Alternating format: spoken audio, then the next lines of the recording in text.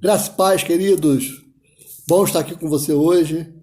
Queremos compartilhar uma palavra de Deus com você. Tenho certeza absoluta que o Espírito Santo tem algo para falar conosco nessa manhã. Espero que você esteja bem, que Deus abençoe a sua vida, que o Senhor renove suas forças.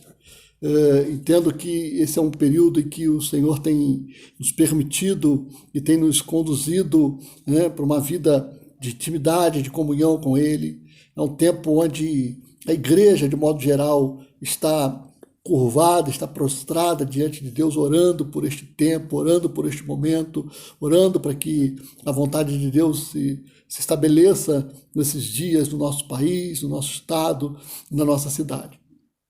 Eu profetizo nessa manhã que o Espírito Santo abençoe sua vida, que a paz que excede todo o entendimento humano invada o teu coração, a tua família, e que você seja cheio nesse momento de esperança, cheio de alegria do Espírito, cheio de fé, cheio de perspectiva de dias melhores.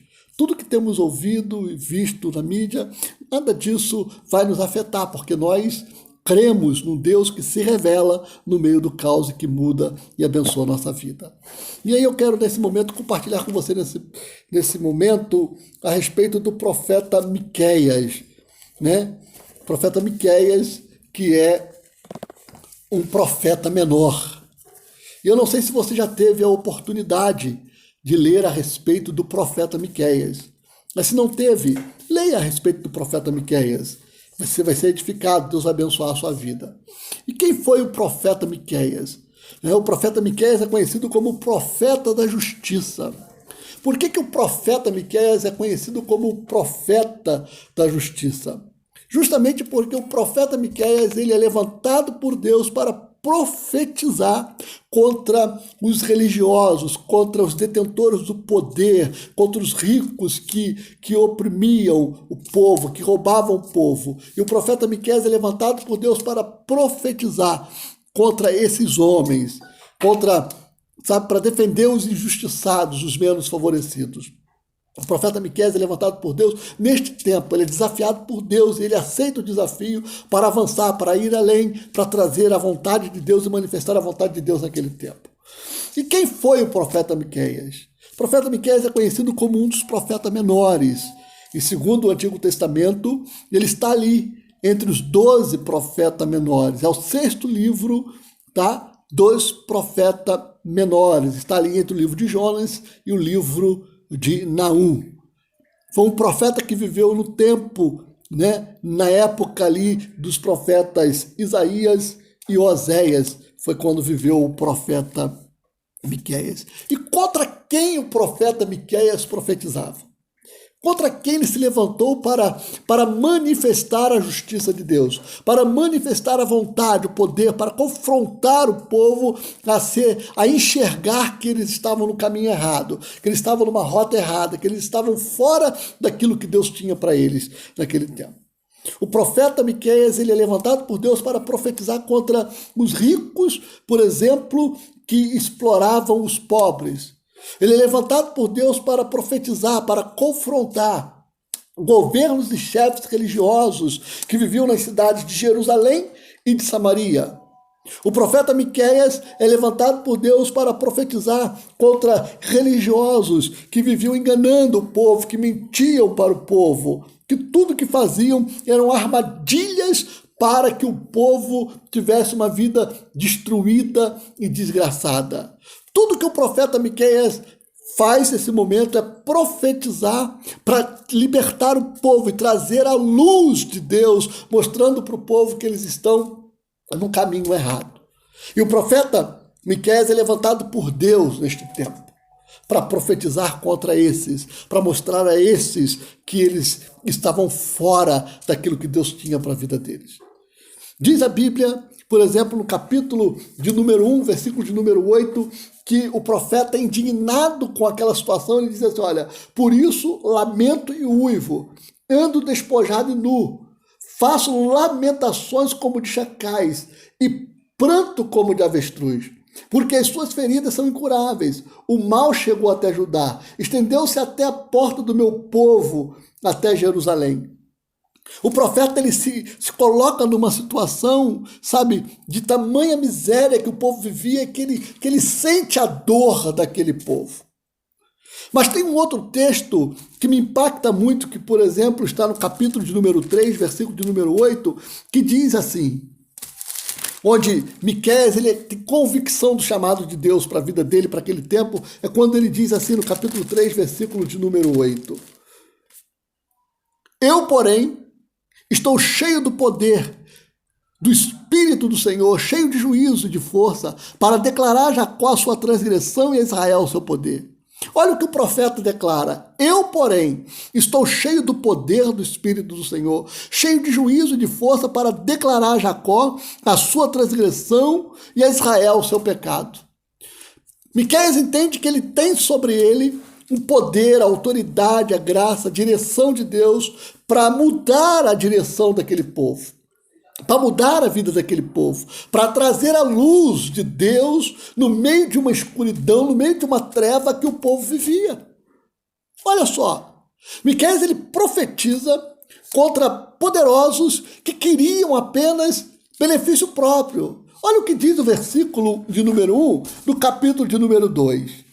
Ai daqueles que no seu leito imaginam iniquidade e maquinam mal. A luz da alva o praticam porque o poder está em suas mãos. Se cobiçam campos, os arrebatam, se casas as tomam. Assim fazes violência a um homem e a sua casa, a uma pessoa e a sua herança. Esses homens, tudo que eles pensavam, tudo que eles queriam, era benefício próprio. Tudo que eles faziam era oprimir o menos favorecido, era oprimir o pobre, era enganar o pobre, era mentir para o pobre. Era mentir para aqueles que tinham uma vida necessitada e que precisavam de provisão de Deus. E a provisão de Deus não vinha era engano, vinha era mentira, vinha era palavra falsa, vinha era armadilha contra eles. O versículo de número 11 do capítulo 3 nos diz assim: os seus cabeças dão as sentenças por suborno.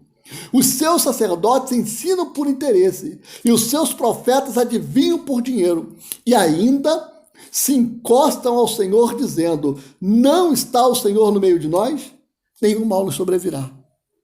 Então presta atenção, presta atenção no que diz. Os seus cabeças dão a sentença por suborno.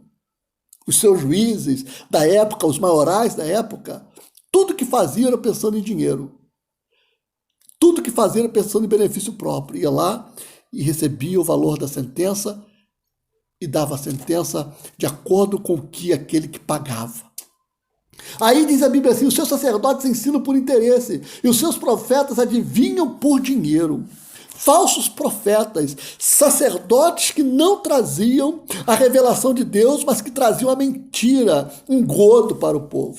É neste período, neste tempo, que o profeta Miqueias é levantado por Deus para confrontar a esses, para mostrar a esses que eles estão longe da verdade que eles precisavam estar, que eles estão longe de um Deus que podia os abençoar.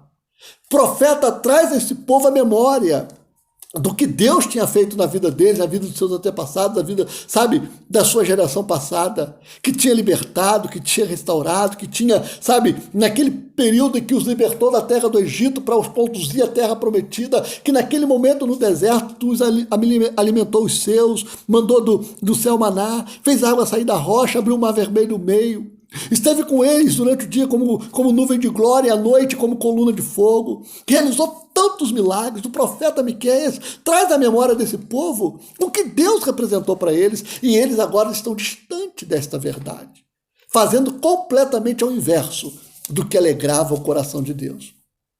E aí o profeta, ele se baseia em 3 pilares para mostrar para o povo que eles estão errados.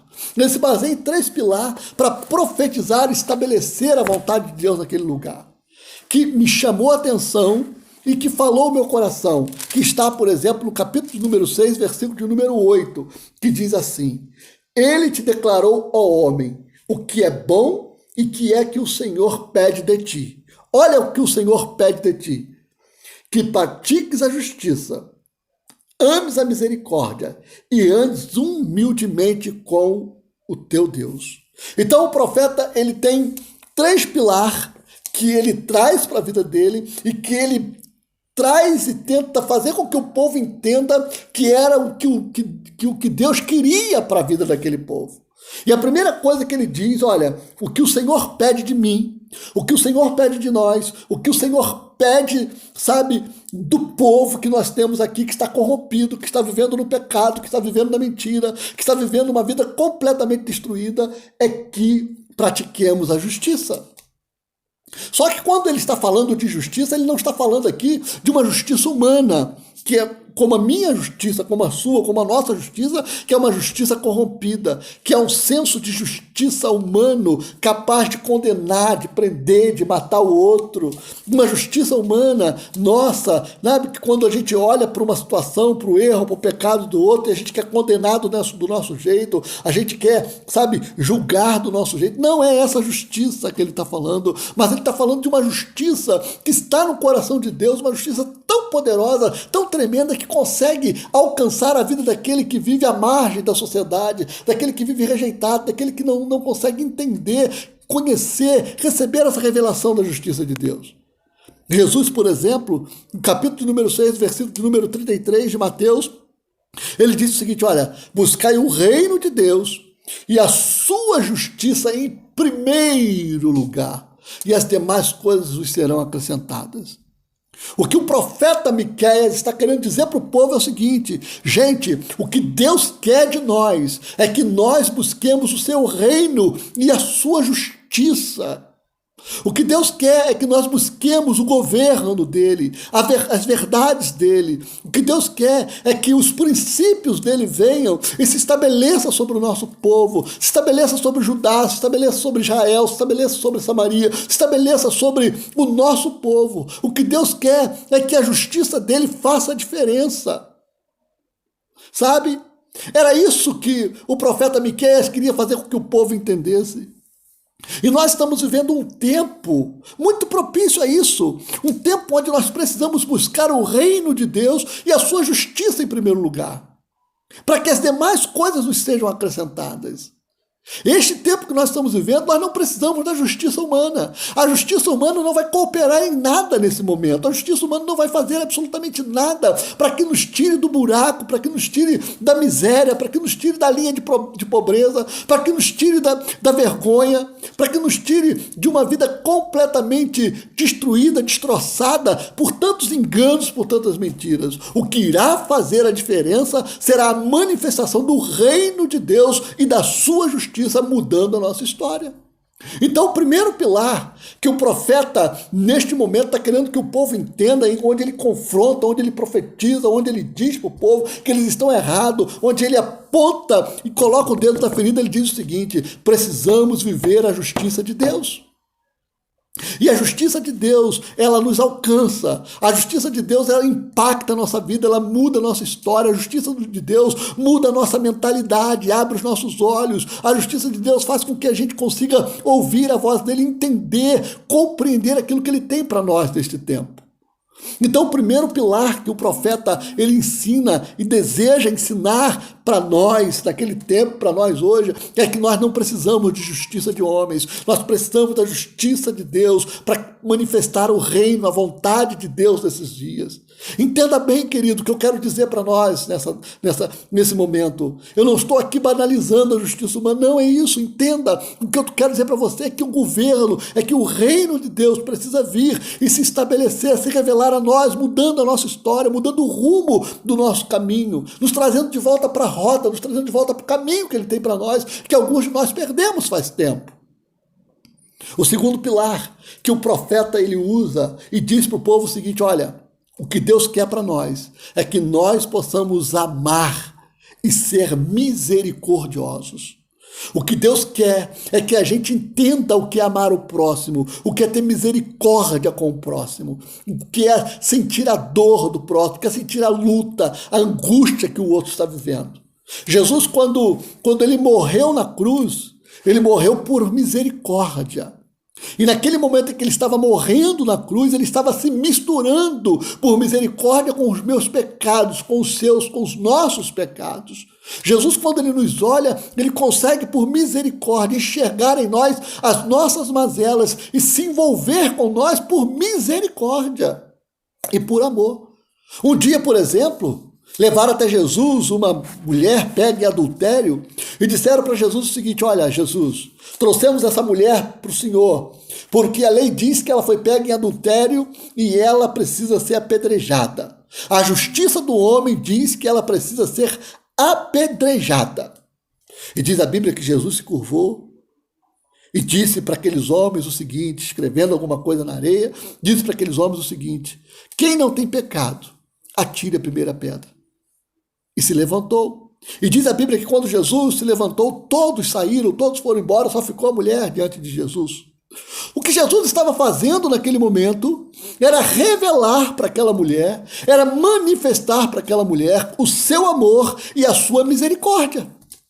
O que Jesus faz naquele momento é revelar para aquela mulher a misericórdia que aquelas pessoas que estavam à sua volta, que queriam apedrejá-la, não entendiam, não sabiam e não conheciam.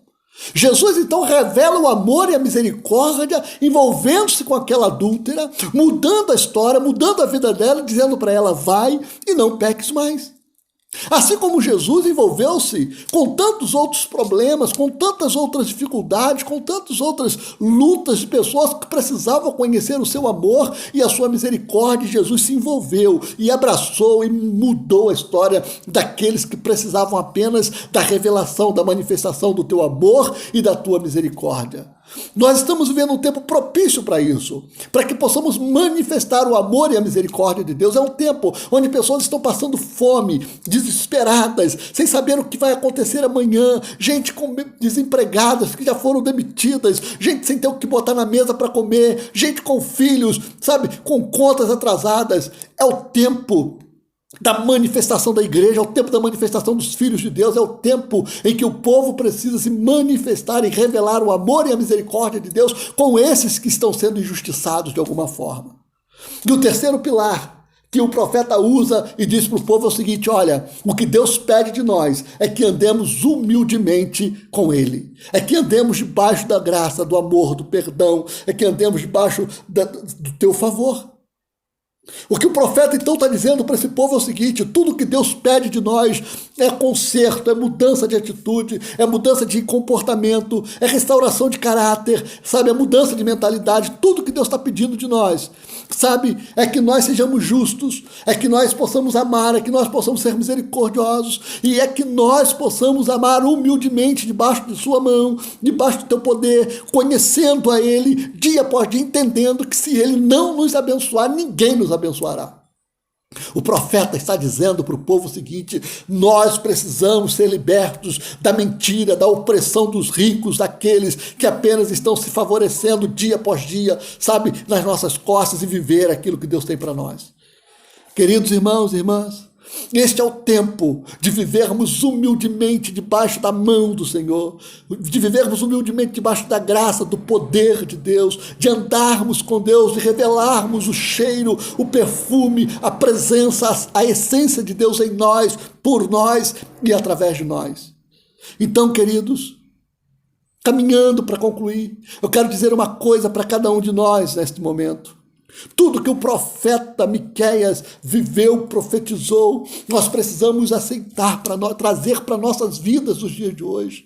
Sabe, assim como o versículo de número 8 do capítulo 3 diz que Miqueias disse: olha, o Espírito de Deus está sobre mim, Ele está sobre mim, eu vou profetizar, eu vou contra os opressores, contra os mentirosos, eu vou dizer que essa não é a verdade que liberta, eu vou trazer a verdade que liberta. Nós precisamos, sabe, buscar em Deus a presença dEle, o Espírito dEle, a unção, a graça, para que nesses dias possamos andar em retidão, buscar a justiça, o reino em primeiro lugar, possamos revelar o seu amor, a sua misericórdia, a sua graça, e que possamos andar humildemente debaixo da tua presença, entendendo que se Ele não for conosco, que se Ele não nos abençoar, que se Ele não fizer por nós, em nós e através de nós, nada mudará. Este é o tempo de manifestarmos o amor, a misericórdia, a graça, o favor e a presença de Deus. Há uma multidão esperando uma resposta. E nós, os filhos de Deus, somos a resposta de um mundo que geme, precisando urgentemente da justiça, do amor, da graça, da misericórdia e de conhecer um Deus poderoso que existe no céu. Que Deus possa nos abençoar e nos levantar como profetas dos dias de hoje para confrontar os falsos homens e mulheres que têm se levantado por aí, que querem apenas benefícios próprios, e trazer a revelação do reino que transforma, que liberta e que restaura vidas. Que Deus abençoe sua vida, rica e abundantemente, em nome de Jesus. Amém.